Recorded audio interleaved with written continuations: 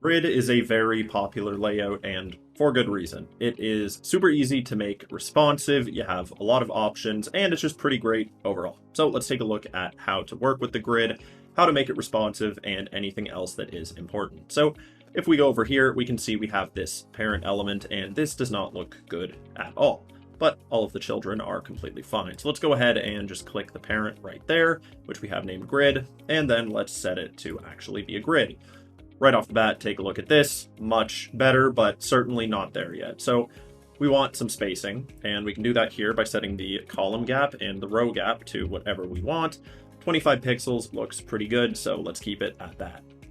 Now, these are all spaced equally, which would probably show that they all have the same level of importance. But what if the image and the community aspect are more important than anything else? We're probably going to want to make them a little bit bigger. So let's go ahead and do that right now. What we can do is, first of all, everything is based on columns and rows, and right now it is set to 2 columns. But we can go ahead and set this to 3 so that there's more room to work with. Like now, for example, we want to take this community block and set it to take up 2 columns, so it's a little bit bigger. And let's do the same thing over here with the image, just like that. Now, this looks a lot better. But what about responsive? So let's first go into tablet and take a look, and as we can see, that looks pretty good. I'm not going to change anything, and now let's move our way down to mobile landscape. So this is starting to get a little bit crammed. So let's say we want them all to be even on this breakpoint just so it's easier to read.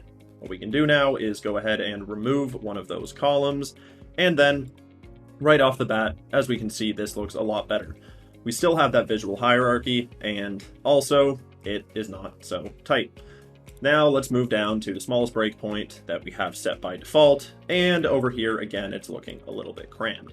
So now let's just remove one column and have them all go from top to bottom.